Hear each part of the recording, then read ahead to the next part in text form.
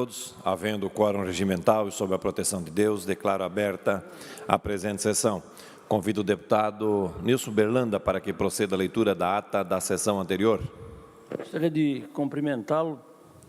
Cumprimento também os demais deputados, as demais deputadas. Também quero cumprimentar todos os deputados que estão virtualmente, bem como também todos os catarinenses.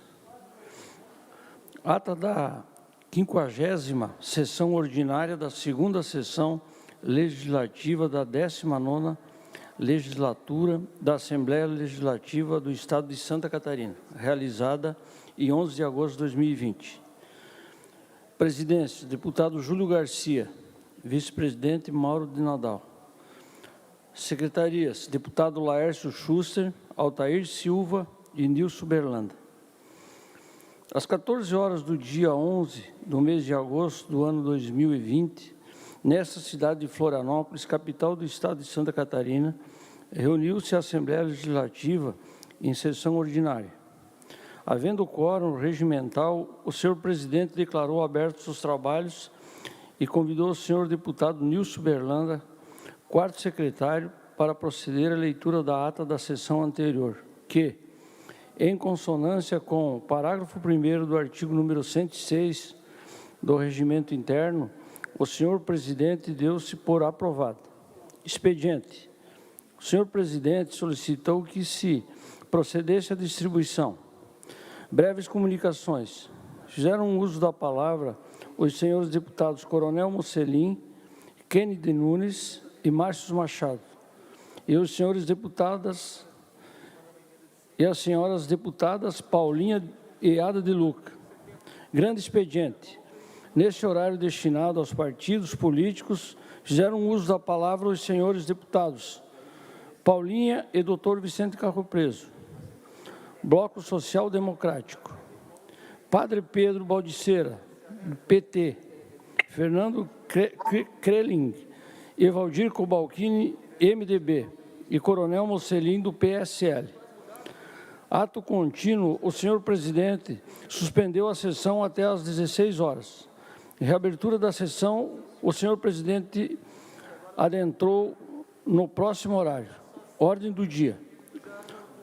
Após ser discutido pelo senhor deputado Neudi Sareta, foi rejeitado o veto, em turno único, encaminhado pela mensagem número 0408 de 2020, aposto o projeto de lei número 112 de 2019, com a seguinte votação: 3 votos sim, 31 votos não, e sem qualquer abstenção, após ser discutido pelos senhores deputados Gessé Lopes e Bruno Souza e pelas senhoras deputadas Ada de Luca e Luciane Carminati. Foi aprovado, em turno único.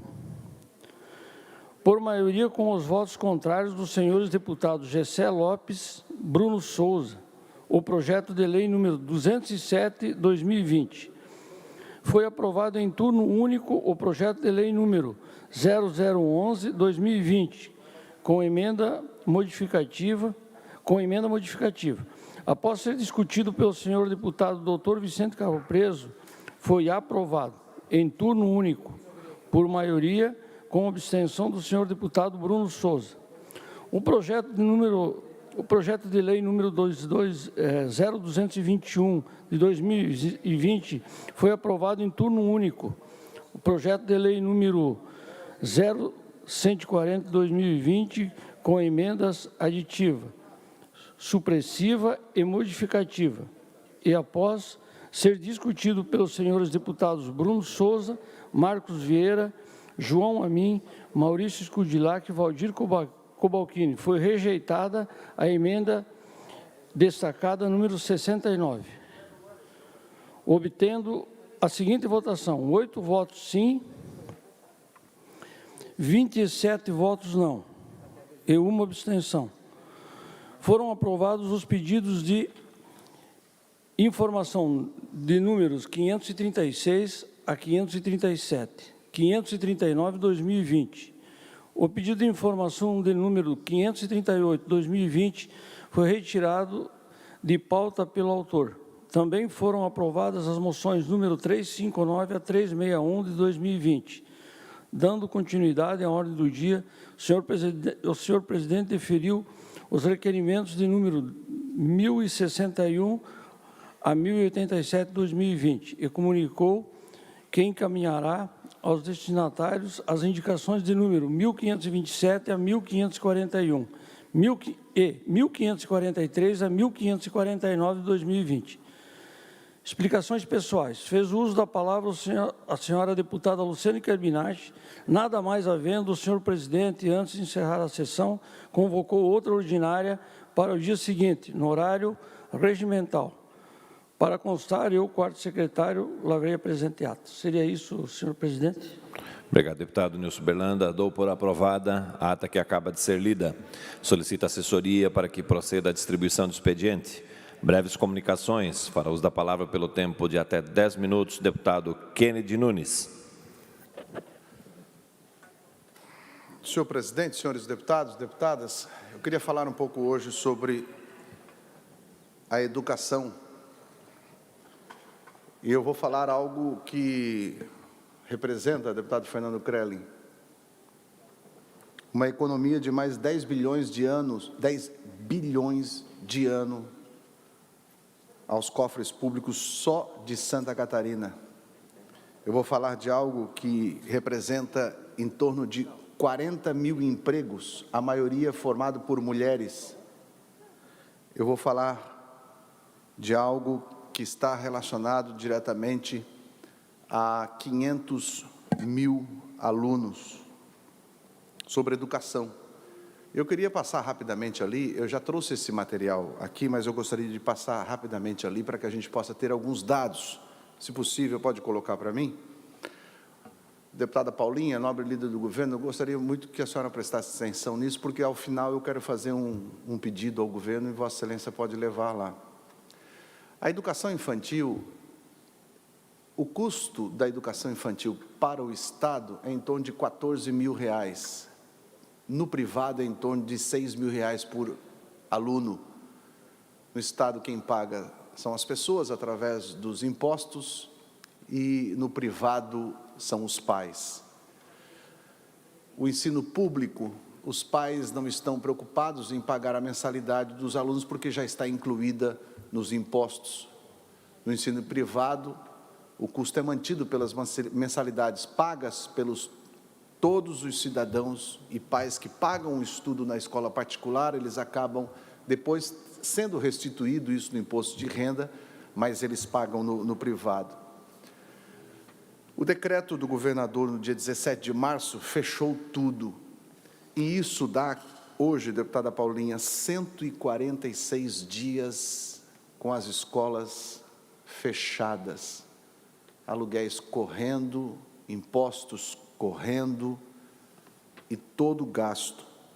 Esses 146 dias já trouxe 45% das matrículas canceladas. 95% das escolas vão recorrer a créditos bancários com juros, deputado Gessé, porque não abriram uma linha, deputado Mussolini, para esse tipo de atividade, uma linha de crédito com juros financiados, ou, aliás, com juros subsidiados, e não abriram. E como eles vão conseguir manter os custos? As escolas estão fechando, e automaticamente o pai e a mãe precisam deixar os filhos. Eu não vou falar aqui do ensino fundamental e dos outros, porque esse pessoal está tendo aula em casa via remota. A fala que eu fiz, pode voltar aqui para mim, a fala que eu fiz esta semana, ela é específica para creche, que é berçário e maternal. E por que eu falo isso? Porque para berçário e maternal, deputada Paulinha, não tem conteúdo remoto. Qual é o bebê que vai ter conteúdo remoto? Mas o pai e a mãe tem que deixar o filho com alguém para ir trabalhar. Na primeira semana deixaram com o vô, com a avó, aí a criança, o netinho ficou em casa, e guti-guti, coisinha boa do vovô, que coisa boa, mas passa uma semana, 2 semanas, 3 semanas, 4 semanas, os avós começam a dizer: espera lá, meu, o filho é teu, eu já criei vocês, agora dá um jeito. Recorre à vizinha de cima, a vizinha do lado, a parente, ao cunhado, recorre. Mas passados 146 dias, deputado Berlanda, os pais não sabem mais com quem deixar. Por quê? Porque as creches estão fechadas. Aí olha só o que está acontecendo. E este é o motivo da minha denúncia. Está acontecendo exatamente creches clandestinas. Olha aí, é só você procurar na OLX ou no Facebook as creches clandestinas. Olha aí, passa lá para mim. Olha aí, creches cobrando até R$500 por mês para cuidar clandestinamente da criança. Vai passando. Olha essa daí. São vários e várias, vocês não imaginam o que chega para mim. Festa de aniversário de criança. Escuta aqui, ó. Se pode acontecer isso numa creche clandestina, por que não pode acontecer numa creche com os cuidados e os protocolos de segurança? Por que não dá oportunidade para que as creches particulares possam abrir dentro de protocolos de segurança? E a decisão dos pais deixar ou não? Passa a próxima. Olha essa daí, deputado Mussolini, o senhor que é bombeiro, o que o senhor faria com uma creche onde o botijão de gás está junto com as crianças onde estão comendo? Onde está a segurança disso? A fiscalização nas creches particulares, ela vai desde a tomada onde está, mas nas clandestinas, o botijão de gás ali atrás das crianças, e essa daí é em Blumenau, uma creche em Blumenau, e daí não falam nada. Pode passar. Resorts e hotéis promovendo aulas para crianças. Deputada Paulinha, se criança pode ir para resort com aula, por que não pode ir para uma escola dentro dos procedimentos? Pode passar rapidamente. Olha aí, tem festa, tem piquenique, tem visita, tem trilha, tudo isso são os hotéis que não têm mais os seus hóspedes, produzindo serviços para que os pais consigam deixar os filhos em algum lugar para ir trabalhar. E daí o que eu estou fazendo, deputada Paulinha? Eu faço um pedido a Vossa Excelência, que faça com que o COES, a Secretaria de Educação, o governo, entenda a diferença da escola pública e privada. É preciso fazer essa diferença. E já está no COES, deputada, protocolado no COES, são protocolos que já estão em funcionamento em outros estados, tá? Eu não vou me ater a isso, mas já estão em funcionamento em outros estados e países, que garantem que as creches, ao voltarem, possam ter medidas de segurança para que não coloque as crianças em risco. É isso que eu estou falando. E mais agora, eu queria ler as propostas, deputada Paulinha, e pedir a todos os deputados que aprovem aqui um pedido, ou o pedido que já está protocolado. Por exemplo, no governador do estado, já está protocolado pelo Sinep, o pedido de suspensão por 18 meses do ICMS incidente nos produtos adquiridos pelas escolas particulares. Já que não tem uma linha de financiamento, então segura esses impostos. Pedido aos prefeitos pela suspensão de 18 meses do ISS incidindo nos serviços prestados pelas escolas particulares. E o apoio mediante as condições sanitárias e epidemiológicas favoráveis serem liberadas as aulas da rede privada, atendidos os protocolos já protocolados no COES. Eu só queria, pode voltar para mim, eu só queria, para encerrar a minha fala hoje aqui, colocar que, quando eu falo que tem professores, educadores que estão em casa sem fazer processo remoto, conteúdo remoto, eu estou falando dos educadores de creches e maternais. Porque o ensino fundamental para frente, os professores estão trabalhando, deputado Nazareno, até mais. Por quê? Porque estão com conteúdo, as escolas estão funcionando. Quem fala ou coloca na minha posição, na minha boca, fatos desses, está isolando a minha fala. Eu estou com uma denúncia de escolas clandestinas funcionando e o meu pedido é claro, que o governo dê condições para chamar e negociar para que as escolas particulares, as creches, maternal e berçário, possam voltar a atender para que os pais possam ter aonde deixar os filhos, que já não tem mais aonde deixar porque os parentes já cansaram. Faz 146 dias que parou tudo. Este é o meu pedido, tenho certeza que a deputada Paulinha vai ajudar nesse pedido, para que nós possamos avançar nesta fala. Muito obrigado, senhor presidente. Fará uso da palavra o deputado Gessé Lopes, pelo tempo de até 10 minutos. Márcio Machado. Só pela ordem, com a data vênia, presidente, poderia passar a lista de quem vai falar, para que a gente possa, pelo menos... Vai falar deputado Gessé Lopes, depois deputado Márcio Machado, deputada Paulinha e deputado Bruno Souza. Obrigado.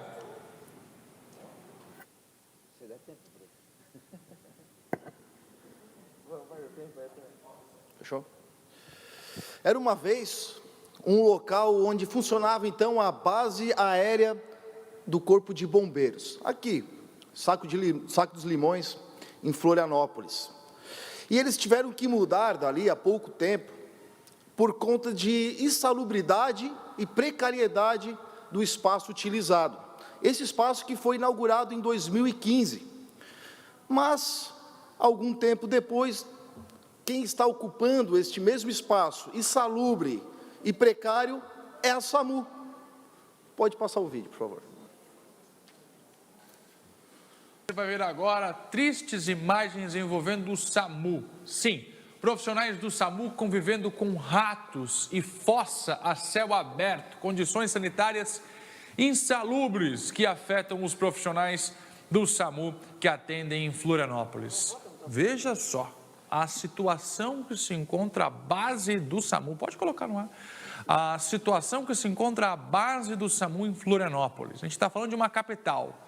Você está vendo aí o alojamento onde os profissionais que, noite e dia, precisam enfrentar acidentes, pessoas em trabalho de parto, pessoas passando mal, enfim, problemas de toda sorte. Aí ficam os profissionais do SAMU. A gente está falando de médicos, de técnicos.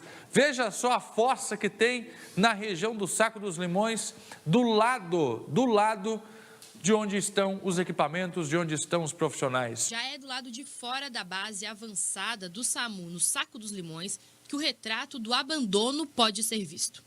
Lixo e mato alto dão as boas-vindas para quem tem esse local como ambiente de trabalho. Que não há uma estrutura adequada para a área de saúde atuando, ela fica ao lado de um balão de esgoto, ela tem logo na porta, se a gente sai da base, onde a gente faz a limpeza dos materiais de organização, ela tem duas fossas que estão transbordando. É ao lado de caçambas de lixo, fossa extravasando e ratos que uma das bases mais importantes para atendimentos graves da capital está operando em um dos piores momentos da pandemia no estado. Nós não temos local adequado para a deposição de lixos contaminados, né?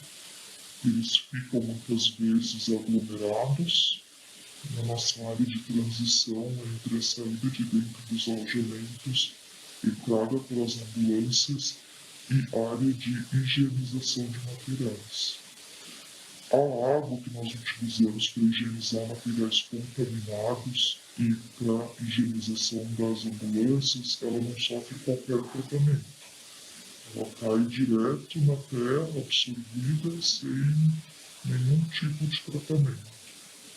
O local em que a gente teria que fazer desinfecção é uma pia imunda, que é a mesma pia utilizada pela limpeza, né, para lavar panos e outros materiais, ela não é separada.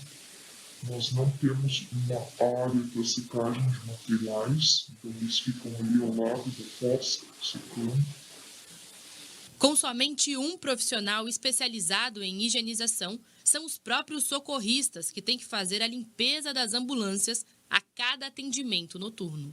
Como uma dupla exposição, né? Você se expõe durante os atendimentos e aí se reexpõe realizando essa higienização. Chegou-se a aventar, por orientação da Secretaria Estadual, que fizéssemos a higienização das trapéias do ventilador mecânico nessas condições. O racionamento do uso dos equipamentos de segurança, os EPIs, também compromete os atendimentos e traz ainda mais insegurança para os socorristas. Não há como garantir que realmente a gente não seja um vetor de contaminação também, uma vez que, sobretudo no período noturno, a gente realiza a higienização da viatura e dos equipamentos e temos um único macacão. Então a gente realiza o atendimento, a desinfecção e continua prestando os próximos atendimentos. Uma viatura que foi higienizada sim, mas que o nosso macacão continua sendo o mesmo. Segundo os funcionários, a Vigilância Sanitária fez a última visita ao local no mês de maio. E mesmo vendo presencialmente essas imagens, nenhuma atitude teria sido tomada. E quem pense em reclamar sobre toda essa situação ainda pode ser duramente penalizado. Vocês viram a gravidade dessa situação? Como que um local que já foi determinado, que era insalubre, precário, colocaram lá para trabalhar a SAMU? A vigilância esteve lá em maio e não fez nada. É isso que nós precisamos saber, se ela fez algum comunicado para a Secretaria de Segurança ou não. E se não fez, por que não fez? Então, e ainda ali no final ela fala que se alguém denunciar, se os funcionários ali falar daquela situação, ainda podem ser prejudicados, isso é um absurdo. Bom, mas ainda pode piorar. Quem administrava a SAMU aqui em Santa Catarina era a SPDM, que vinha de uma série de fatores também que estavam desagradando ali os funcionários, e então ela não, quando chegou no final do contrato, ela não foi renovada. E quem assumiu com um contrato emergencial foi a OZZ, com um contrato emergencial de 6 meses. Isso em final de 2017. 6 meses depois foi renovado o contrato. Não foi feita uma licitação. E por que não foi feita uma licitação? Olha o que está acontecendo no Rio de Janeiro. Essa empresa aqui, ela tinha, antes de ser contratada aqui em Santa Catarina, ela tinha no seu currículo uma importante administração de quatro ambulâncias no Paraná.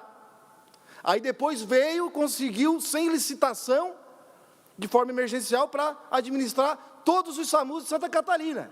É só em Santa Catarina que a gente vê essas coisas.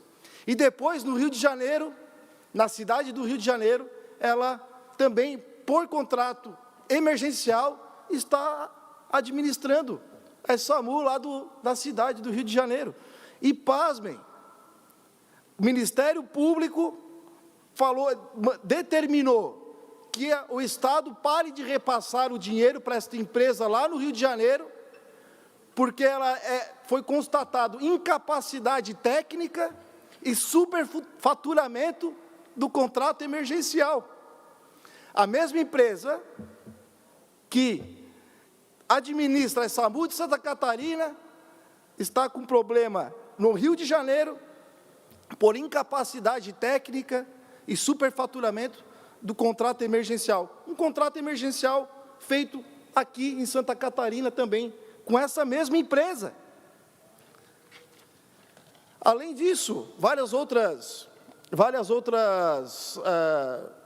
queixas chegaram a nós, como lixos contaminados acumulados, jogados pelo espaço, descartado irregularmente, área de higienização e área de espera e de descanso, é tudo a mesma área. Pia de desinfecção é a mesma pia utilizada para outros fins de limpeza. A unidade tem apenas um macacão de higienização. Aí, manutenção de ambulância, equipamentos antigos. A unidade, só esse mês, foi arrombada 4 vezes. Então, uma série de fatores que se tornam algo que precisa ser olhado pelo Estado com urgência. Como que um contrato emergencial está se estendendo desde 2017, não foi feita uma licitação? Por isso que eu vou estar aqui fazendo uma aprovação aqui de alguns pedidos de informações, primeiro para saber por que a vigilância sanitária não comunicou o secretário da Segurança. E se comunicou, por que não fizeram nada? Por que deixaram nessa situação? Será que só agora, depois de denúncias na televisão, e nós falando aqui que eles vão pensar em resolver e fazer alguma coisa? Também estamos fazendo aqui um encaminhamento para ver se vai ter algum tipo de revisão contratual, porque esse tipo de serviço aqui, qualquer pé de chinelo faz. Qualquer pé de chinelo faz isso aqui. Nós estamos pagando por esse lixo aqui, ó, que nós vimos aqui. E para ver se eles vão regularizar o processo contratual, com licitação, para determinar requisitos mínimos para um atendimento adequado. E não essa porqueira aí que a gente viu na televisão. Quer falar, deputado? Pode falar. Gostaria, na verdade, eu quero começar parabenizando o deputado Gessé por trazer esse tema tão importante e relevante, que de fato essa situação está acontecendo. E, deputado, é curioso, o deputado muito bem cita que a vigilância esteve lá e nada fez. Hoje pela manhã, estive no meu médico e não pude tomar a vacina que ele usualmente me aplicava, porque a vigilância sanitária obrigou agora que ele tenha que ter uma sala especial lá, não basta apenas ele ter um consultório super limpo, tranquilo, lá, super higienizado. Agora precisa de uma sala toda especial, uma burocracia tremenda. Mais 30 segundos, deputado. Aplicar uma vacina, um lugar limpo, um lugar totalmente esterilizado lá.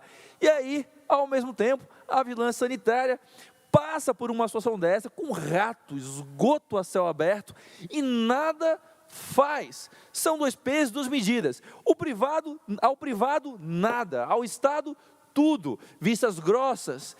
Faz essa negligência na fiscalização. E vale lembrar, não podemos jogar o bebê fora junto com a água do banho, porque... Mais 30 segundos. Digo por quê? Porque ali o problema não é nem a modalidade contratual, porque nós temos um contrato ali de terceirização, esse não é o problema. O problema é que o Estado não está fiscalizando o contrato. Nós não podemos jogar, como dizem, né, o bebê junto com a água do banho, fora, né? O modal ali, ele serve, ele é adequado. O problema é que o Estado não está fazendo a sua parte. Fiscalização já nesse contrato, isso é inadmissível. Parabéns, deputado. Presidente. Ainda em breves comunicações, fará uso da palavra o deputado Márcio Machado.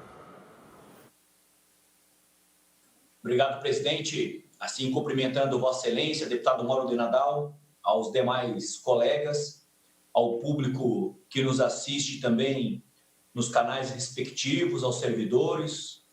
Senhor presidente, a democracia, ela tem raízes profundas de estruturas, por exemplo, lá na Grécia Antiga, onde as pessoas iam numa ágora, que era a praça, para discutir a coisa pública, e lá decidiam. Claro que era uma democracia direta, mas não era plena. Só homens a partir de uma determinada idade, em Atenas 18 anos, em Esparta 21 anos, poderiam votar com quem tinha dinheiro poderia votar. Então eram os cidadãos. E grande parte era excluída. Pois bem, com o passar do tempo, a democracia foi se adaptando e hoje nós temos um sistema representativo com raízes na democracia direta via plebiscito, referendo e iniciativa popular. A partir desse prisma, em alguns países, como nos Estados Unidos, existe um instituto chamado RECAL, que é revogatório de mandato. Eu entendo, presidente, e acredito em relação a esse processo de cassação do governador Carlos Moisés e outros que são protocolados, não só nesse governo, mas os governos anteriores também foram protocolados como no atual governo federal. São protocolados inúmeros pedidos de cassação. Então, a lei, ela possibilita que o cidadão faça a juntada de uma peça com documentos e assim o poder legislativo, que detém a representatividade do povo, assim o decida. Eu entendo, presidente, que quando se trata de um mandato onde a população delega poder para um representante, seja no poder legislativo ou executivo, eu acredito que quem tem o direito de retirar o mandato de alguém é o povo. O povo. Então, nós precisamos nos atualizar e buscar esses institutos. Por isso, eu defendo o revogatório de mandato. Então, a casa faz todos os procedimentos, mas quem vai homologar ou não uma cassação de um governador, de um deputado, de um senador, é a população que assim o escolheu, assim votou. Então, nesse caso que nós estamos vivenciando aqui na Assembleia Legislativa, em relação à cassação do governador e da vice-governadora, eu acredito que todo o processo deve ser feito, mas quem deve decidir e dar a última palavra é a população que votou.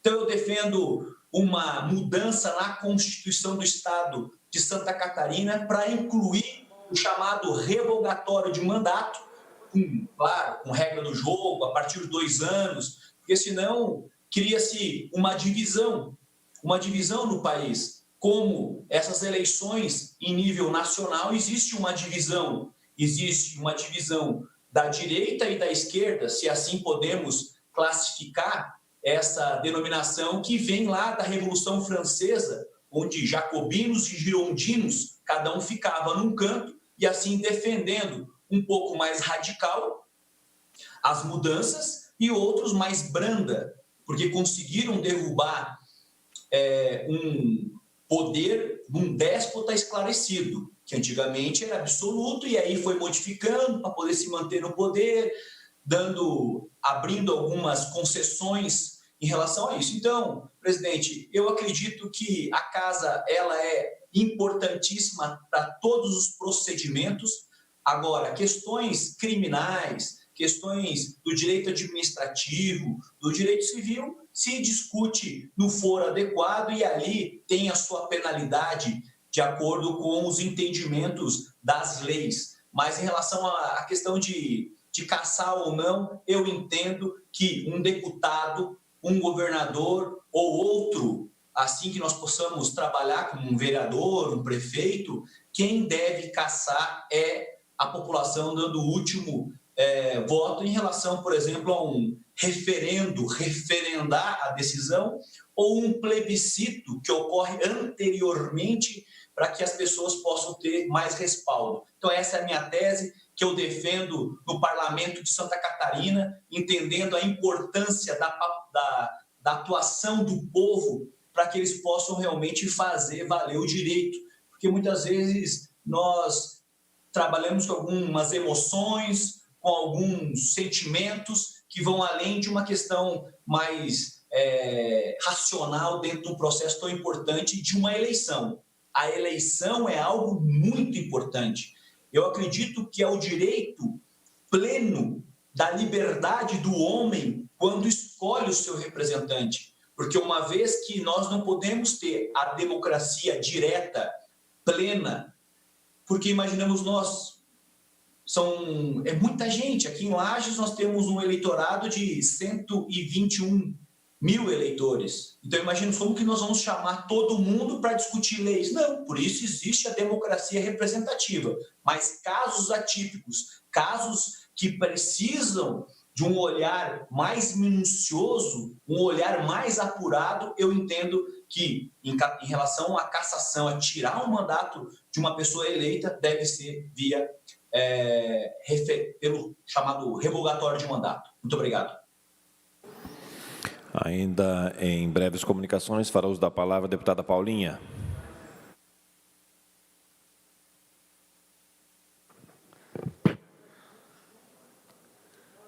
Senhor presidente, meus queridos colegas, bem, eu trago aqui alguns informes. Primeiro, quero dizer aqui para os meus colegas de parlamento que hoje eu e o deputado Mocelin tivemos uma reunião breve com o governador pela manhã para discutir as condições legais de um problema de servidores aqui do Estado de Santa Catarina, os servidores da segurança pública, que já se arrasta há longos anos, que é a questão da aireza. Isso porque tanto eu quanto o deputado Mocelin protocolizamos nesta casa projetos de lei que rediscutem essa questão, né? Basicamente, os policiais civis e também os policiais militares têm tido prejuízo direto na sua aposentadoria pela falta de incorporação desse valor. Esse é um ponto. Não se trata aqui de nenhum tipo de aumento salarial, não é essa a discussão que se faz no momento de crise, mas de um prejuízo direto que aqueles homens que estão seguindo para a reserva ou para a aposentadoria hoje estão sujeitos pela falta de construção de uma alternativa no diploma legal. Quero aqui também destacar o trabalho irretocável que o deputado Maurício vem fazendo no sentido de também buscar alternativas para resolver essa equação para os servidores da Polícia Civil, mas quero aqui também, por questão de mérito, enaltecer o trabalho do deputado Mocelin, que junto com a assessoria dele, assim como a nossa, também buscou encontrar uma alternativa legal. Nós temos vedações imediatas agora, por conta da legislação federal, que veda qualquer tipo de alteração, pelo menos até setembro, que enseje novas despesas. Quero deixar claro também que essa não é a questão, a gente não vai trazer mais ônus para o Estado, a matéria não está pronta para aprovar nem hoje, nem amanhã, mas é uma discussão que precisa ser feita. E, enfim, eu penso que um dos papéis mais nobres do Parlamento é auxiliar o governo na construção efetiva de soluções, especialmente daqueles problemas que a gente os define como crônicos. E essa questão da aireza, ela é um problema crônico, que se arrasta de muito tempo, mas que, a partir de agora, a gente vai se dedicar a construir uma alternativa junto com as categorias, junto com o governo, de acordo com o regramento legal imposto e que deve ser observado, evidentemente, em todos os casos. Bem, eu quero também aqui rapidamente abordar, em deferência ao meu colega Kennedy Nunes, a questão das escolas de educação infantil. Primeiro, trazer aqui uma outra preocupação que também me assiste, corroborando muito do que disse aqui o deputado. Nós temos hoje em torno de 800 escolas privadas de educação infantil e que atendem um público cujo o poder público não tem alcance. E aí, mais uma vez, ecoa nesta casa a voz de uma ex-prefeita. Quando nós assumimos o município de Bombinhas, deputado Mauro, e o senhor deve ter vivido isso também, nós tínhamos, numa pequenina cidade, uma fila de espera de mais de 500 crianças para a educação infantil. Nos municípios em que a escola privada de educação infantil está instalada, ela absorve parte dessa demanda, auxilia na estruturação social das famílias para que pais e mães possam trabalhar. E, de fato, este é um segmento que está aí esses meses todos absolutamente fechado, que não encontrou nem do governo federal e nem mesmo do governo do Estado aqui uma linha de crédito, de financiamento, de auxílio financeiro capaz de auxiliá-los a fazer frente às despesas. Aliás, por uma questão de justiça, o governo federal, com o Congresso, trouxe para a gente o PRONAMP, o Programa de Apoio ao Emprego, que muitas dessas escolas aderiram, mas ele também se finda agora. Foi feita uma conta pelas associações, a gente arbitra aí um valor estimado de 50 milhões mês na economia catarinense, que aí reúne o pagamento de salários, tributos, locações de espaços, enfim. E fato é que não há como manter a aula virtual, como bem disse o deputado Kennedy, para bebês, para as crianças da primeira infância. Mas eu quero deixar dito aqui, trazer algumas informações para o meu colega. Primeiro, esse assunto realmente já chegou ao COES. É importante lembrar que a FECAM está fazendo uma belíssima discussão com a Undime em todos os movimentos da educação, do qual participa, representando a nossa casa, a deputada Luciane, que é presidente da Comissão de Educação, no sentido de buscar encontrar equilíbrio para o retorno gradativo das aulas. Ocorre que, nesse momento, nós estamos numa verdadeira sinuca de bico, porque nós estamos ainda em curva ascendente da doença. E aí, a voz da mãe, que está aflita, evidentemente, com os negócios, mas da mãe Paulinha também reverbera a preocupação de colocar, deputado Mauro, as nossas crianças em risco, no momento que a gente ainda vê a curva ascendente da pandemia em nosso estado. Mas eu quero trazer tranquilidade aqui aos colegas, esse assunto está sendo discutido intensamente por um grupo de especialistas que reúne escolas, pais, enfim, em relação à questão da retomada. Eu concordo que as atividades pública e privada na educação infantil têm que ter tratamento distinto e merecem essa segregação, não há dúvida alguma, mas nós também não podemos nos olvidar da mão que foi alçada para os prefeitos, a autonomia que foi compartilhada no sentido da tomada de decisões no que concerne a volta da atividade ou não.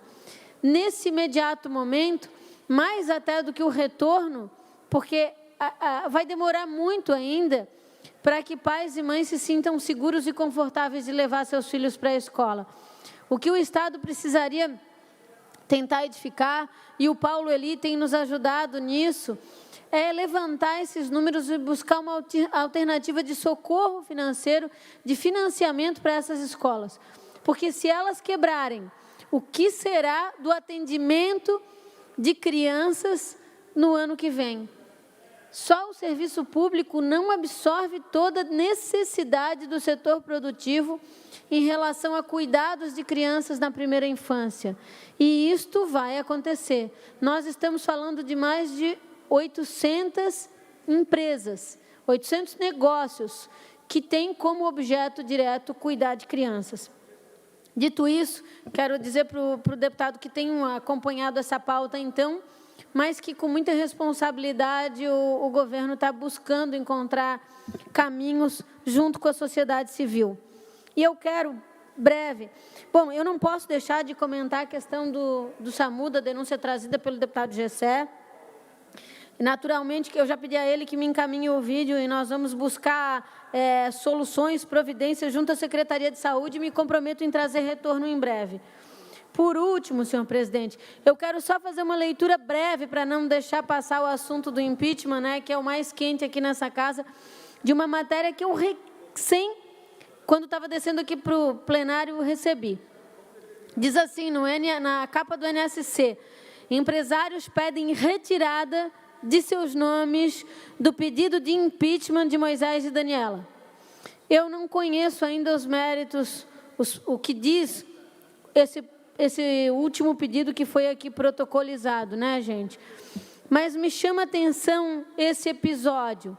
Como é que um grupo de pessoas põe o nome de 2 cidadãos catarinenses, que tem aqui os seus nomes, inclusive o José Maciel Neis e o Newton Silva Pacheco, presidente da Associação de Empresas de Transporte Turístico e o outro presidente do Sindicato de Empresas de Transporte Turístico, na subscrição de uma peça da qual eles nem sabiam, né?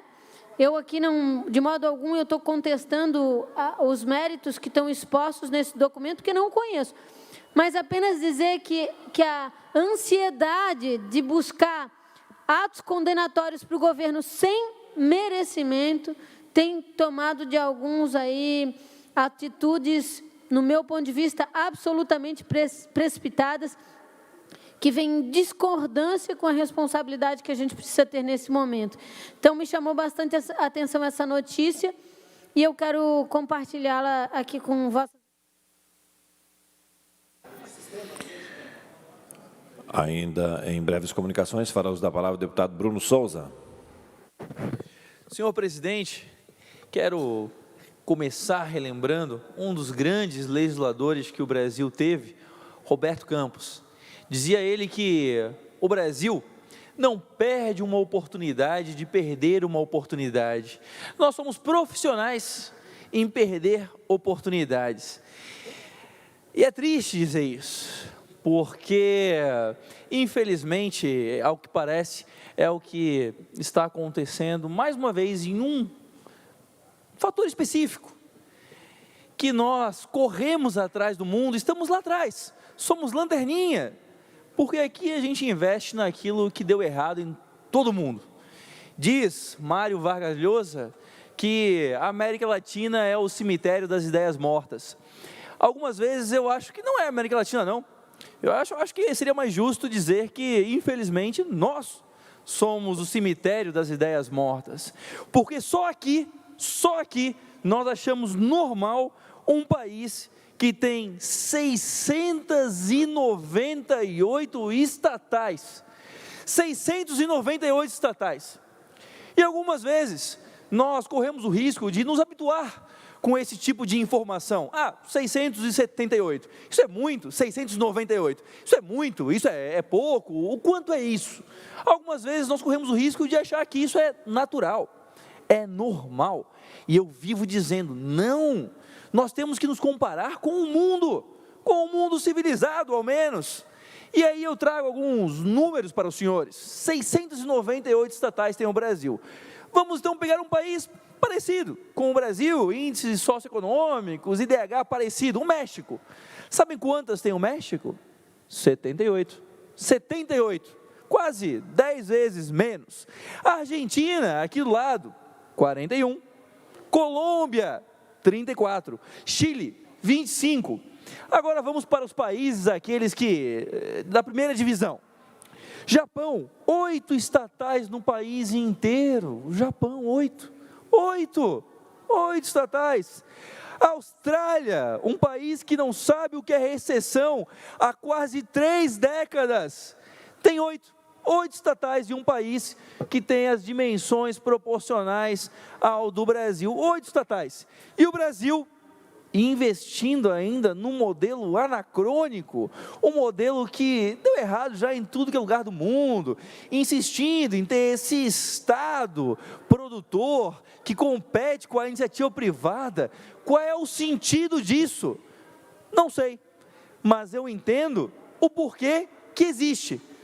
Porque, como bem falou agora o ex-secretário de desestatização, Salim Matar, que é um nome fantástico e que o governo, infelizmente, acabou de passar, o establishment não deixa. Existem os sindicatos, existem aqueles que se servem do Estado, porque no Brasil, vocês sabem, né, o governo, ele não existe para proteger o cidadão, como falou Salim Matar. O governo existe para proteger o governo, o Estado. É isso. O Estado existe não para servir as pessoas, mas para que pessoas se sirvam do Estado. Então, esse Estado não permite com que privatizações avancem. Lembram a época do Fernando Henrique Cardoso? Pois é, foi a época que mais teve privatizações. Uma privatização, em média, levava 30 meses para acontecer. 30 meses. No Brasil, infelizmente, é assim. Se quisermos privatizar qualquer coisa no nível federal, isso demanda, deputado, que passe por 15 entes diferentes, entre Congresso, Tribunal de Contas, BNDES, os tribunais, o Judiciário todo, Congresso Nacional. Ou seja, o sistema é feito para que a gente continue investindo naquilo que dá errado, para que a gente continue não perdendo oportunidades de perder oportunidades. E aí o Brasil se torna esse país pouco competitivo, que não fosse a sua grande extensão, o seu povo empreendedor, nós estaríamos totalmente relegados à total miséria humana. Só conseguimos fazer alguma coisa aqui porque o povo salva o Brasil, porque o Estado, ele é desenhado, feito e construído para dar errado. Ele é construído para investir no que dá errado.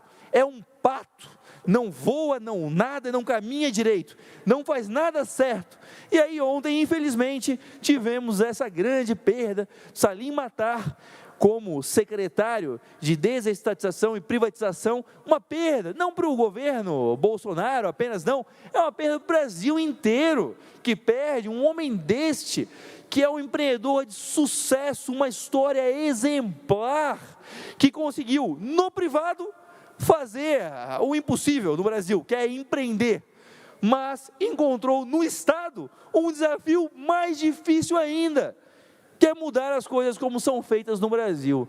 E quero lembrar também que perdemos juntos, ontem, Paulo Webel, que era o secretário de desburocratização, que eu tive o prazer de ser colega dele, ele como presidente do Instituto Empresarial de Porto Alegre, e eu como presidente aqui do IFL, que é o Instituto Co-Irmão. Estivemos próximos e conheci o seu talento e competência, e perdemos, porque no Brasil, o que parece, a burocracia é feita para prosperar, e a dificuldade no Brasil, aqui as dificuldades, a burocracia, isso no Brasil sofre de geração espontânea.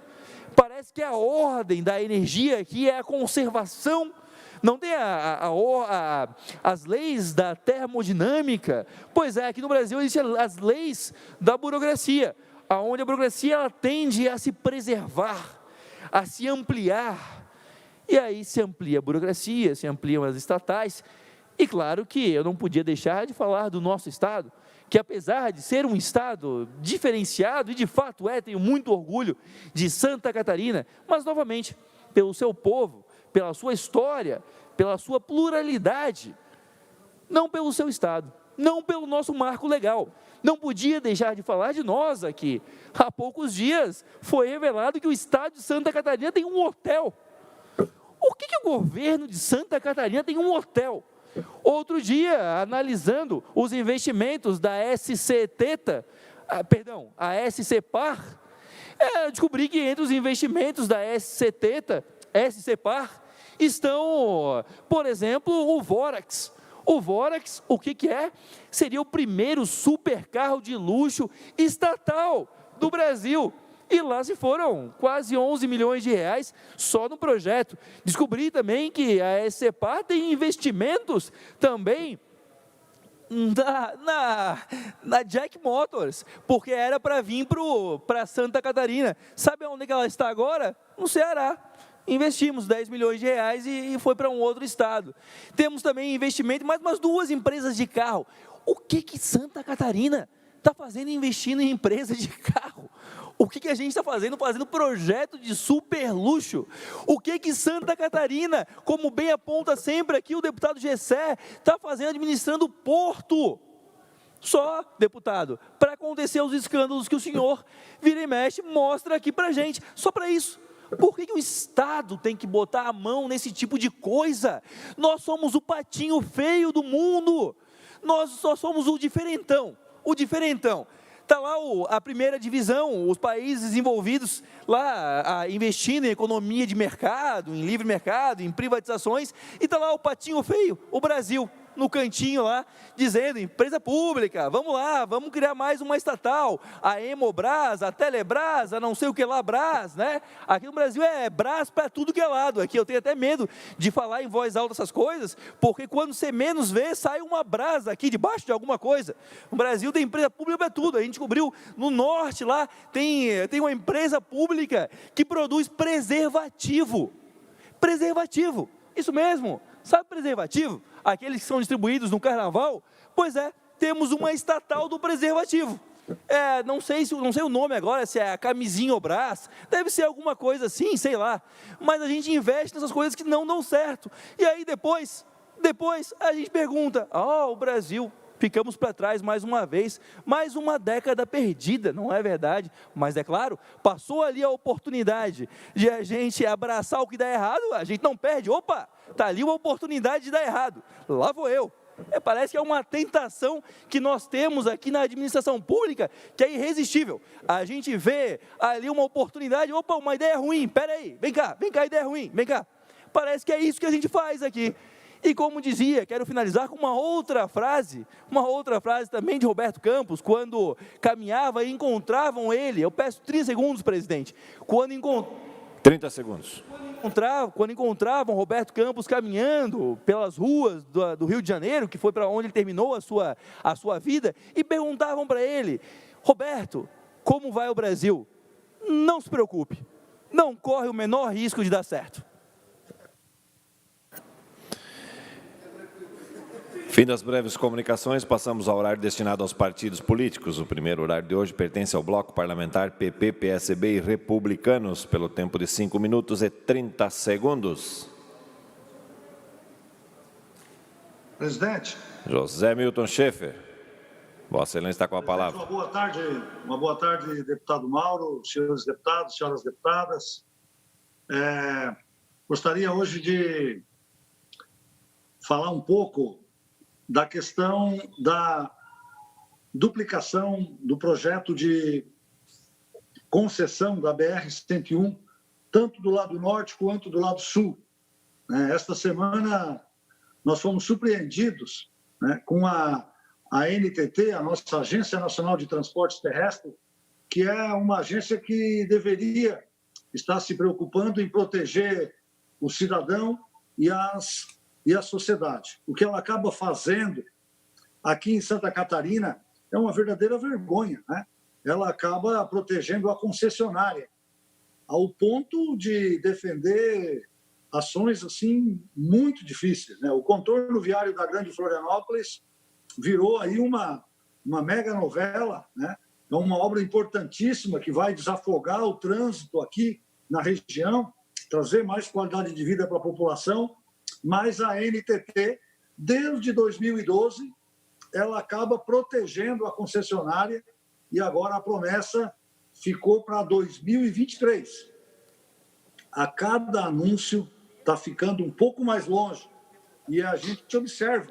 Há pouco tempo, o deputado Bruno falando da importância da iniciativa privada, mas a gente observa também que muitas vezes a própria iniciativa privada ela também não funciona de maneira adequada. E essa concessão aqui do trecho norte da BR-101 é um grande exemplo disso. A mudança do traçado viário vai custar aí quase R$1 bilhão, com a necessidade aí de construção de quase meia dúzia de túneis até 2023. Tudo questão de planejamento, de coisas mal feitas, mas principalmente uma grande responsável por uma ação descoordenada, que faltou fiscalização e que foi muito passiva, passivamente aceita essa situação pela ANTT, o que deixa todos nós que utilizamos a rodovia, principalmente os moradores aqui da Grande Florianópolis, muito tristes, porque a ANTT, com toda a autonomia que tem, com todo o quadro que tem, acabou protegendo a empresa e deixando para trás o interesse da sociedade catarinense. A Artéries Litoral Sul, que é a nossa concessionária aqui, ela vem descumprindo as suas obrigações contratuais. A obra se arrasta já há muitos anos, e se não bastasse ainda, nos últimos dias, agora ela queria ser contemplada com um aumento, deputado Mauro, de 44% no valor do pedágio. E o pedágio ia passar para quase R$4. Mesmo assim, eles ainda não contentes com isso, a sociedade reagiu em plena pandemia, um reajuste de 44% no pedágio nas costas do usuário da rodovia, sem que a empresa tivesse feito a sua parte. E sem que a ANTT aceitando tudo isso. Ainda bem que o Poder Judiciário interviu e conseguiram barrar esse aumento. Mesmo assim, a ANTT ainda conseguiu dar um aumento de 11% na tarifa, quando era proibido aumentar, porque ela não está cumprindo a sua parte no contrato. Eu tenho muito receio que essas morosidades, que a falta de fiscalização e a passividade por parte da agência se repita também agora com a concessão do trecho sul da BR-101. Porque a NTT de Santa Catarina ela é uma grande mãe para as concessionárias. Na hora de ouvir a sociedade, ela não ouviu na concessão do trecho sul. E agora temos essa grande preocupação. Vimos a dificuldade do diálogo que tivemos, né, para que a NTT entendesse que colocar 4 praças de pedágios é muito para a região. Contando com a que já tem hoje, de Florianópolis até a divisa do Rio Grande do Sul, nós teremos 5 praças de pedágio. Isso, 2 delas, inclusive, localizadas numa única região, na região da AMESC. A cada 50 quilômetros, nós temos uma praça de pedágio. Você não vai nem poder botar a mão no volante, já tem que estar dinheiro para pagar novamente. E algumas dessas regiões, muito desfavorecidas economicamente, em comparação com outras regiões aqui de Santa Catarina. Por isso, estamos muito preocupados. Quero aproveitar o tempo aqui para chamar a atenção dos senhores deputados e também das autoridades, né, com a questão da fiscalização do contrato do trecho sul, para que não se repita aquilo que vem acontecendo com o trecho norte, deixando a população desassistida. As audiências públicas, quando foi para tratar da implantação da rodovia, a bancada do Sul, né, do Fórum Parlamentar Catarinense também, todas as reivindicações feitas pela bancada de deputados estaduais do Sul, todas as reivindicações feitas pelo Fórum Parlamentar Catarinense, nada foi suficiente para sensibilizar a NTT. Ela apenas veio numa questão... Mais 30 segundos, deputado.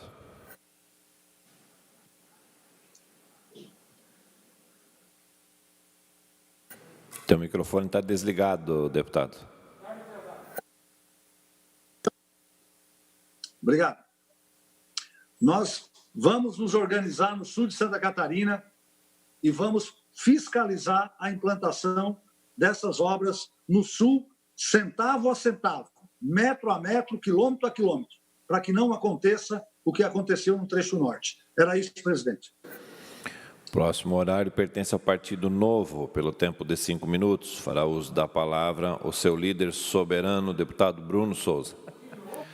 Bancada unida do Novo irá novamente se manifestar aqui, né? Mas, presidente, muito obrigado pela deferência, agradeço.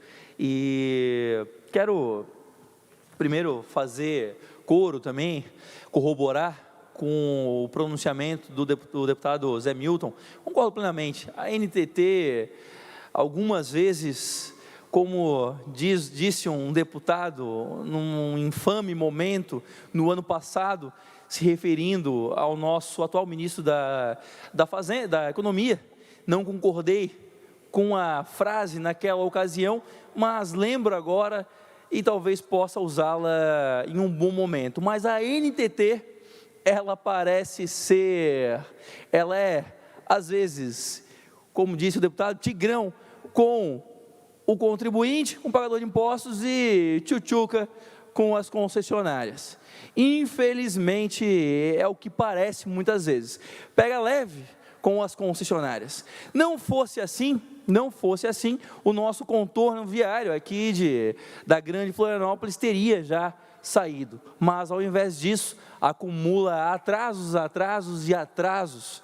E nós nem sabemos quando vai sair, ou de fato, se vai sair, porque hoje é uma aposta arriscada. Dizer que vai sair, apostar que vai sair, olha, eu teria as minhas ressalvas.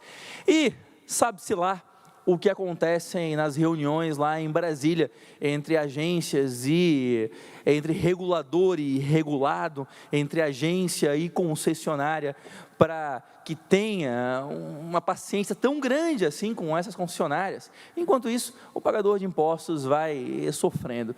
Como diz a música, né? Aqui no Brasil, o brasileiro vai sofrendo. E é assim o rio a banda vai tocando, infelizmente. Quero também aqui... Deputado Bruno Souza, concede uma parte, por favor? Deputado Jair Mioto. Deputado, sim. Deputado, eu quero primeiramente comungar com Vossa Excelência com com relação às privatizações aqui no Brasil. Nosso país tem que deixar de ser um dos países mais estatizantes do mundo. E também, em segundo lugar, quero me somar aqui ao pleito de Vossa Excelência e também do deputado Zé Milton. Realmente é uma vergonha o que está acontecendo aqui na Grande Florianópolis. Esse contorno viário que era para estar pronto em 2012, temos 8 anos de atraso e não bastasse isso, a ANTT concedeu o aumento de 44,44%, que só não está valendo desde sábado passado, porque o TCU interviu, senão já estaria valendo. E o compromisso, então, com o aumento para R$ 3,90, ainda assim seria de entregar a obra em 3 anos, em 2023, ou seja, 11 anos. E como nós vamos acreditar que a obra vai sair, pois várias vezes foi prometido, não foi cumprido, como Vossa Excelência acabou frisando aqui. Então, somar-me a Vossa Excelência nesses 2 pleitos aí. Muito obrigado. Agradeço, deputado. E também quero deixar aqui registrado que tivemos uma reunião ontem com o secretário da Fazenda de Santa Catarina, o secretário Paulo Eli, para tratar de um assunto que ele é pontual, mas se os senhores soubessem como isso atrasa, incomoda e custa, é uma barbaridade, que é a nota fiscal eletrônica e também infame ECF, que é o emissor de cupom fiscal. Para os senhores, para lembrar, para refrescar a memória dos senhores, o emissor de cupom fiscal é algo que só existe em Santa Catarina. Santa Catarina é o único estado da União que tem aquelas maquininhas, sabe, num balcão, quando você vai a um restaurante ou numa loja, tem aquelas maquininhas seladas que emitem o cupom fiscal? Pois é, aquilo lá só é obrigatório ser homologado do jeito que é em Santa Catarina. É uma invenção catarinense e é uma coisa que só ficou aqui em Santa Catarina. É uma jabuticaba. E aquilo deveria acabar com a nota fiscal eletrônica, porque aí a pessoa tem a nota fiscal eletrônica, acessa, recebe pelo e-mail, enfim. Mas, entretanto, ainda não acabou. E nós tivemos uma reunião muito produtiva, onde as entidades foram ouvidas, o setor privado foi ouvido sobre essa impressorinha aí, que eu não sei qual é o apego que se tem a ela aqui, mas é um negócio que só existe em Santa Catarina, é 1 ou 2 empresas que fornecem só, quem sabe é esse o motivo, mas só existe em Santa Catarina e agora estamos tentando, a iniciativa privada, e eu também junto forças a ela, tentar eliminar esse cupom fiscal e partir para a modernidade, se juntar ao resto do Brasil e abraçar a nota fiscal eletrônica. Mais 30 segundos, deputado. E abraçar a nota fiscal eletrônica e abandonar essa impressorinha que, como eu falei, é uma excrescência, algo que não faz sentido de existir. Para os senhores terem ideia, se um restaurante tem 3, 4 caixas, é obrigado a ter uma impressorinha de cada uma daquela lá, que custa cerca de R$3.000 em cada caixa. Não pode ter uma só e que imprime, ou tem que ser aquela específica e que custa e incomoda uma barbaridade. O próximo horário pertence ao MDB, pelo tempo de 13 minutos e 30 segundos. Fará uso da palavra, com a concordância da deputada Ada De Luca, o deputado Fernando Kreling. Senhor presidente, senhores deputados, muito boa tarde. Venho falar hoje de um tema, senhores deputados, que está sendo o pós-pandemia. O pós-pandemia, falávamos em março, que o pós-pandemia seria em maio. Daqui a pouco começamos a falar que o pós-pandemia se tornou para junho. Nós já estamos em agosto e ninguém consegue mensurar qual a data do pós-pandemia.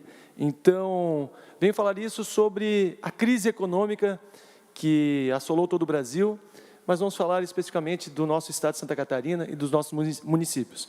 Nós estamos numa crise econômica gigantesca, uma arrecadação diminuída aí nos últimos meses, e o catarinense, ele não é um povo acostumado a ganhar o peixe, ele é um povo acostumado a pescar, né? E buscar seu peixe. O peixe, muitas vezes, ele alimenta uma pessoa, um cidadão, mas a pescaria alimenta a família. E é isso que a gente vem falar aqui hoje, sobre linhas de crédito. Nós estamos acompanhando, desde o início da pandemia, o movimento e também o esforço do BRDE, justamente para que a gente possa auxiliar, principalmente em capital de giro, as micro e pequenas empresas.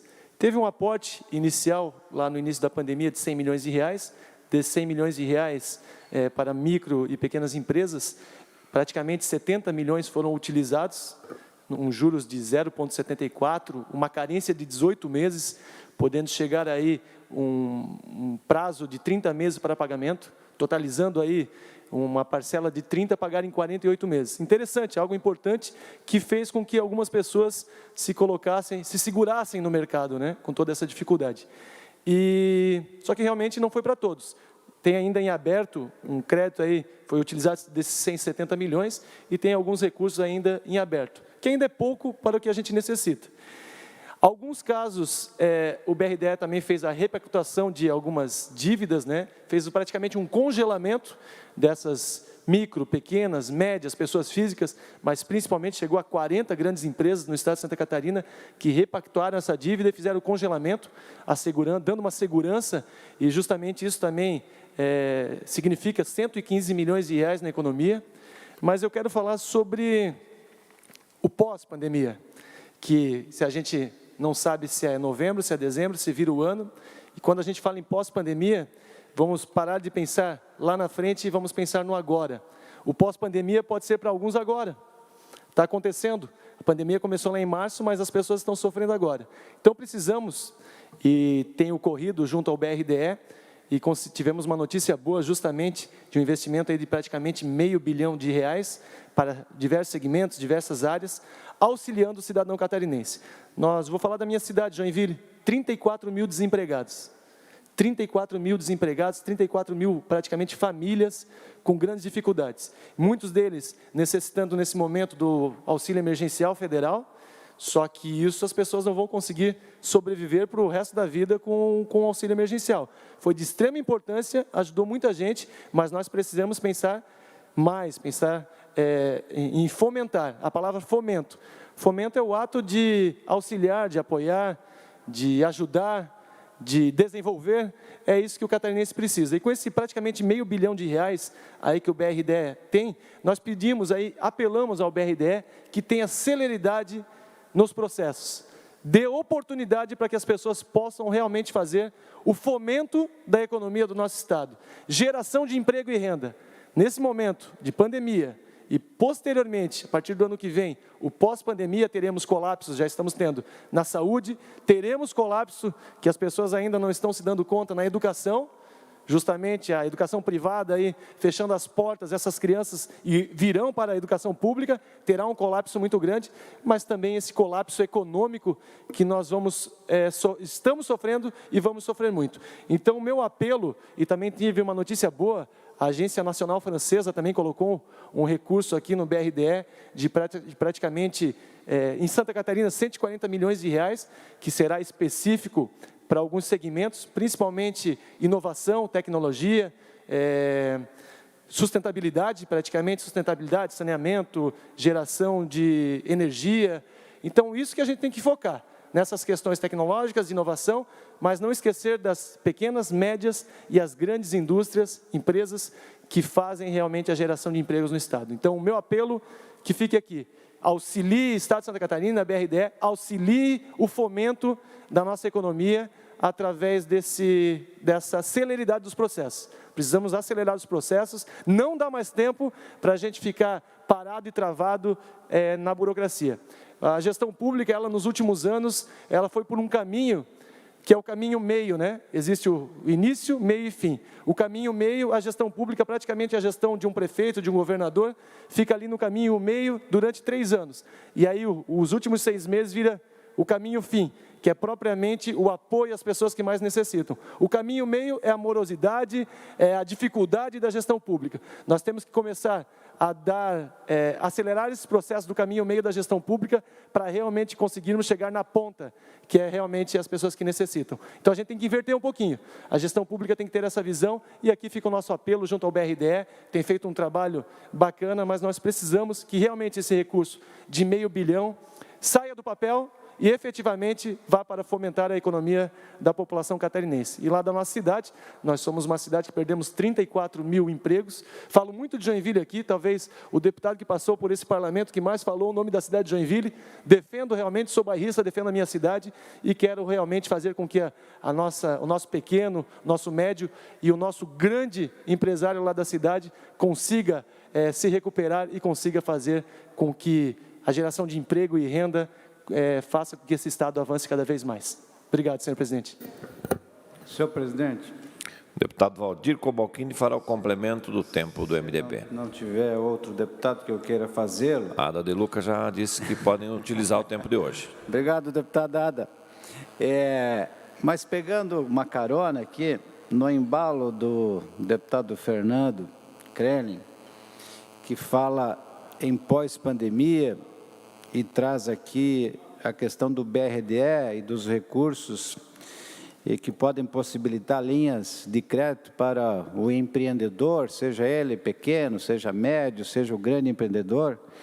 Acho que o momento é adequado para o pós-pandemia e eu juntaria no BRDE, deputado Fernando, o Badesc, cujo capital acionário de Santa Catarina é maior do que o próprio BRDE, nesse esforço que o Estado, e penso que a própria Assembleia, presidente Mauro, poderia se juntar a esse esforço que deve unir o Poder Executivo Estadual, a Assembleia Legislativa, entidades empresariais, enfim, a sociedade para a retomada, no momento da retomada efetiva da nossa economia. E eu anotava aqui, deputado Fernando, o PRODEC, que é o Programa de Desenvolvimento dos Catarinenses, um instrumento muito importante também para as empresas que queiram investir, é um dos melhores programas de incentivos fiscais do Brasil, que nós temos aqui no Estado, que é o PRODEC, que é o PROEmprego, a própria Celesc. Não há como se investir sem a participação efetiva da Celesc, porque sem energia não há expansão, não há novos empreendimentos. A infraestrutura, me parece que tem que desenhar projetos estruturantes, não apenas obras pontuais, aqui e ali, mas agora é uma questão de Estado, questão do meio ambiente. Quantos projetos de licença ambiental nós temos hoje pendentes, que se saíssem da gaveta se tornariam empreendimentos por todo o nosso Estado? Já ouvi, deputado Bruno, que tem 30 bilhões de reais na gaveta, esperando que a burocracia seja vencida, e a autorização para que o empreendedor possa iniciar o seu empreendimento, e com isso, o que significa de geração de empregos e renda para Santa Catarina. Então, acho que é muito oportuno, deputado Fernando, esse tema que merece ter continuidade. Nós precisamos continuar tratando desse assunto do pós-pandemia, mas não aguardar o pós. Vamos começar a pensar o hoje, para que quando chegar no pós, efetivamente se tenha um projeto de Estado, e que inclua, obviamente, que a Assembleia, e que inclua os poderes e também a sociedade catarinense. Parabéns pelo pronunciamento que faz, realmente merece não apenas a nossa reflexão, mas a nossa participação, o nosso comprometimento para que, quem sabe a partir de pronunciamentos como esse, que não sejam isolados, mas que se transforme em alguma coisa desta casa, deste poder, assim como tantas outras pautas foram aqui tratadas durante esse ano, mas como é um ano eu diria que excepcional, pela condição que nós estamos passando.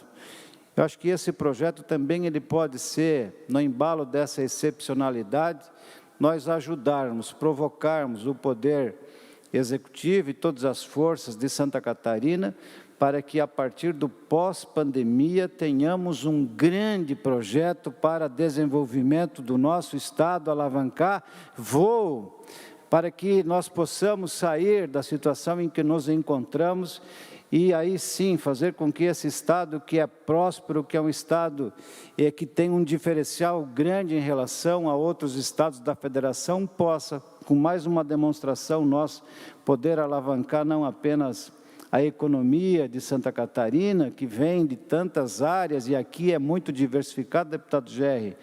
Eu acho que nós poderíamos, a partir desse seu pronunciamento, buscar envolver toda a casa nessa construção que me parece inadiável. Deputado Gerri. Deputado Valdir Cobalcini, deputado Fernando, nosso presidente Mauro de Nadal, obrigado pelo espaço. Eu me junto a vocês e, ouvindo o deputado Fernando atentamente o seu pronunciamento, a sua preocupação, eu gostaria de fazer aqui um registro na pessoa do diretor Vladimir, do BRDE, e do presidente Eduardo, do Badesc.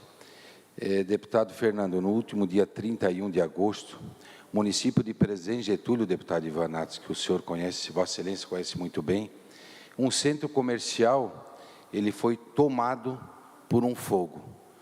Deputado Mocelin, você, que é da corporação, que entende disso, destruiu tudo, acabou com tudo. Lá nós tínhamos 6 ou 7 lojas, e em cima mais famílias morando, e destruiu tudo. Foi bombeiro de Indaial, foi de Ascurra, foi de Ibirama, foi de Presidente Getúlio, e não conseguiram imediatamente apagar o fogo. Isso foram mais de 2 horas de incêndio. E na semana passada, na pessoa do nosso diretor Vladimir, do BRDE, e do Eduardo, do Badesc, eles estiveram lá reunidos com aquelas famílias, se colocando, presidente, à disposição para que, enquanto Banco de Fomento, o que eles pudessem, o que eles possam fazer por essas pessoas, para que possam, o mais rápido, tomar as suas atividades e... Mais 30 segundos, deputado. Obrigado, senhor presidente. Então, eu quero, assim, deputado Cobalcini, agradecer muito pela boa vontade nesse momento, um momento tão difícil daquelas pessoas, uma cidade com praticamente 19 mil habitantes, um comércio que movimenta toda a nossa região ali do Vale Norte.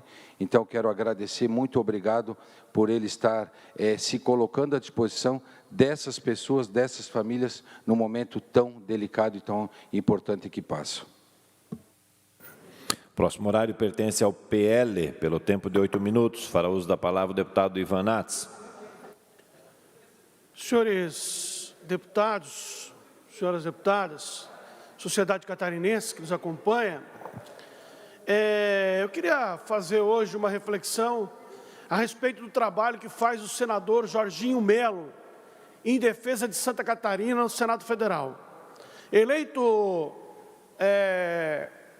pela revista Em Foco, o melhor senador do Brasil, o senador Jorginho Melo tem feito um trabalho extraordinário na defesa dos interesses dos catarinenses e, principalmente, do pequeno e médio empreendedor catarinense. O senador Jorginho Melo tem recebido no seu gabinete lá em Brasília, ainda que diante dessa pandemia, às vezes presencialmente, às vezes remotamente, uma gama de pequenos produtores, microempreendedores, e compilando essas informações que o senador Jorginho Melo recebe dos pequenos e médios empreendedores de Santa Catarina, ele vai construindo um compêndio legislativo em defesa dessas pessoas. E o PRONAMP, agora, o Programa Federal de Incentivo e de Financiamento ao Pequeno e Médio Empreendedor, é o maior avanço que já se construiu no país em defesa dessa categoria. Dinheiro subsidiado, dinheiro que o garantidor é o Brasil, dinheiro que vai circular nas cidades, nos pequenos municípios, nos grandes municípios e nos médios municípios de Santa Catarina. O senador Jorginho Melo tem sido, então, o grande defensor do pequeno empreendedor catarinense, sem desprezar o grande empresário, sem desprezar o grande gerador de emprego, sem desprezar aquele que ajuda certamente a fomentar a economia brasileira, especificamente a economia catarinense. O senador Jorginho Melo se dedica a cumprir aquilo que ele sempre prometeu fazer, dispensar o seu mandato à defesa dos pequenos e daqueles que muitas vezes não podem falar por si, não estão organizados em grandes federações e não têm, senhor presidente, senhores deputados, possibilidade de fazer o enfrentamento que os grandes empresários fazem. O senador Jorginho Melo, aproveitando-se da proximidade que tem com o presidente da República, Jair Bolsonaro, tem trazido o presidente constantemente a Santa Catarina para apresentar ao presidente as nossas necessidades. Recentemente, o presidente Bolsonaro esteve em Santa Catarina verificando a questão dos estragos causados pelo furacão aqui no estado, que causou prejuízos imensuráveis, principalmente nas cidades litorâneas. O presidente veio a pedido do senador Jorginho Melo e certamente abriu-se as portas de Brasília para que os municípios pudessem apresentar os seus projetos de recuperação estruturante. E agora o senador Jorginho Melo anuncia a vinda do presidente Bolsonaro, menos de praticamente 2 meses depois, a Santa Catarina, para conhecer as obras da 470. As obras da 470, que me parecem agora deram um passo importante na conclusão desse sonho, que é a duplicação da BR-470. A região de Blumenau, a região metropolitana de Blumenau, ela carece, senhores deputados, da conclusão da BR-470. E a vinda do presidente Bolsonaro, no mês de agosto, a Santa Catarina, a pedido, mais uma vez, do senador Jorginho Melo, nos dá a certeza de que não faltarão recursos para a continuidade e para terminar essa importante obra de desenvolvimento de Santa Catarina. Então, o senador Jorginho Melo mostra força no Senado Federal, mostra trabalho, competência, qualidade, até porque foi eleito, como disse, o melhor senador do Brasil no ano passado, e coloca à disposição dos catarinenses um gabinete, aqueles que mais precisam, e um gabinete que está ao lado, mas muito ao lado do presidente Bolsonaro. O presidente Bolsonaro que tem tratado o senador Jorginho Melo com muito carinho, tem tratado o presidente com muito carinho, tem colocado, o presidente Bolsonaro tem colocado o senador Jorginho Melo ao lado dele nas viagens internacionais, tem colocado o senador Jorginho Melo ao lado do comando do Banco do Brasil e da presidência do Banco do Brasil, da presidência de quem tem o financiamento, e tem atendido especificamente os desejos do senador Jorginho Melo. Então, senhores deputados e a sociedade catarinense, é muito bom para o PL de Santa Catarina, é muito bom para o Partido Liberal saber que o nosso representante máximo, que o nosso presidente orgulha todos os catarinenses. Não orgulha só os catarinenses, orgulha o Congresso Nacional, orgulha o Senado Federal e orgulha todos aqueles que, de uma forma ou de outra, trabalham para construir um Brasil melhor, um país melhor. E o resultado do senador Jorginho Melo aparece, portanto, em Santa Catarina. O partido dobrou o número de vereadores. Hoje o PL já conta com 352 vereadores, se eu não me engano, no Estado. Foi o partido que mais cresceu em termos de representatividade de vereadores, ampliou também a sua marca de prefeitos, de vice-prefeitos, e está preparado para disputar as eleições municipais em Santa Catarina. A ideia do partido é ampliar o número de vereadores para a marca de próximo de 500 vereadores nessa eleição, dobrar o número de prefeitos e duplicar o número de vice-prefeitos. Então, o PL está preparado para as eleições municipais. O senador Jorginho Melo, como presidente do PL, tem orgulhado de Santa Catarina, tem mostrado um trabalho extraordinário em defesa do nosso Estado, da nossa gente, e o resultado é esse: a atração de agentes políticos para o Partido Liberal, que é o partido que mais cresceu em Santa Catarina. Muito obrigado, senhores deputados. Próximo horário pertence ao Partido dos Trabalhadores pelo tempo de 6 minutos. Fará uso da palavra o deputado Fabiano da Luz. Senhor presidente, senhores deputados, a todos que nos acompanham, primeiro eu quero trazer aqui informação que amanhã a Celesc reunirá seu conselho diretor e aprovarão um investimento de em torno de 170 milhões de reais para a troca da energia no campo de monofásico para trifásico.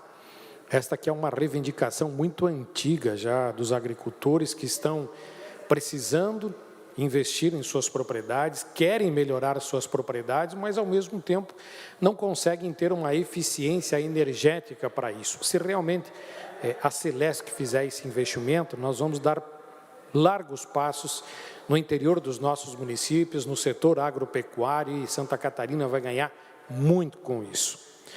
Também aqui comunicar que ontem nós tivemos uma reunião com a ministra Damares, que foi organizada pelo deputado Celso Maldaner, e nós participamos desta reunião discutindo justamente a situação das crianças com AME, as necessidades da regularização do Zolgesma, do Espirasa, credenciamento de um hospital no Oeste para atender essas crianças, e a ministra, prontamente sensibilizada com a situação, propôs a criação de um grupo emergencial para tratar das doenças raras no Brasil, nos convidou para fazer parte, junto com a primeira-dama do país, junto com alguns técnicos do Ministério da Saúde, e nós prontamente nos colocamos à disposição. Sei que é um tema que chamou a atenção justamente por estar a minha pessoa do Partido dos Trabalhadores, o deputado Celso do PMDB, a deputada Damares, que é da ala do governo Bolsonaro. Isso mostra também uma maturidade, mostra que a nossa grandeza ela é muito maior na luta pelas pessoas do que qualquer interesse político, ideológico, enfim. E, inclusive, o deputado Pedro Czai marcou uma audiência com a Anvisa para a próxima terça-feira pela manhã, justamente para tratar da legalização do Zolgesma, já que a Anvisa, os técnicos se comprometeram até o mês de agosto de regularizar o Zolgesma no Brasil, para que as crianças não precisem mais ir até os Estados Unidos. E também só trazer aqui como uma informação, me chamou muita atenção ontem à noite eu fui na missa aqui na igreja, na catedral, eu como um bom católico, né? E ao sair da igreja me deparei com uma fila de moradores de rua recebendo a marmita de grupos voluntários. Até tem um vídeo de 15 segundos que eu fiz rápido ali só para mostrar o ato do que aconteceu. Esta é uma cena que se repete todas as noites no centro de Florianópolis, aí na Praça Central, na Praça da Figueira. Isso deveria ser por volta de umas 19h30, aí a hora que terminou. E quando saí da missa e vi aquela cena, comecei a conversar com vários desses moradores de rua. E me chamou muita atenção, deputado Cobalcino, que encontrei ali muitas pessoas com formação, muitos intelectuais, que ou por uma decepção na vida, ou por um envolvimento com vício, acabaram caindo nas ruas. Mas também encontrei um casal na marquise de um prédio, ajeitando ali uma cama com os papelões para eles dormirem, e me chamou a atenção por ser um casal, e eu então interroguei eles do porquê que eles estavam naquela situação, porquê que eles estavam naquela vida ou daquele momento. E aí encontrei algumas vítimas vivas da pandemia. Um casal que estava no Rio Grande do Sul, veio para Santa Catarina em busca de emprego e alugar um pedacinho de um teto para morar. Porém, quando chegaram aqui, bateu a pandemia, houve o isolamento social, tudo parou, eles não conseguiram mais ônibus para voltar para o Rio Grande do Sul, porque foi proibido o transporte interurbano, interestadual, não conseguiram arrumar emprego porque tudo parou, não conseguiram arrumar um lugar para morar, justamente porque não estavam trabalhando, e o resultado foi o casal ficar perambulando, digamos assim, pelo centro de Florianópolis, dormindo nas marquises dos prédios, esperando a pandemia passar, esperando os ônibus voltarem a circular para que eles possam voltar para o Rio Grande do Sul. Isso mostra que nós temos muitas vítimas vivas do Covid, mas também chamou muita atenção esta solidariedade do povo, das pessoas que voluntariamente, todas as noites, pela informação que eles me passaram, um grupo de voluntários chega na Praça Central e distribui o alimento para essas pessoas. E muitos disseram que é o único alimento do dia que eles têm, que é esperar chegar aquele momento da noite para receber aquela marmita, e isso faz na vida dessas pessoas toda a diferença. Que bom que ainda temos pessoas com esse coração tão aberto, a alma tão pura, a ponto de ajudar tantas pessoas nesse momento. Obrigado, senhor presidente. O próximo horário pertence ao Bloco Social Democrático, PSD, PDT, PSDB e PSC. Tempo de 15 minutos.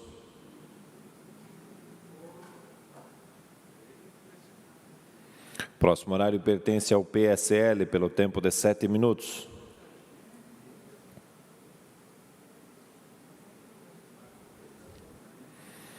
Esta presidência suspende a presente sessão até às 16 horas para que possamos retornar com a ordem do dia. Está suspensa a presente sessão.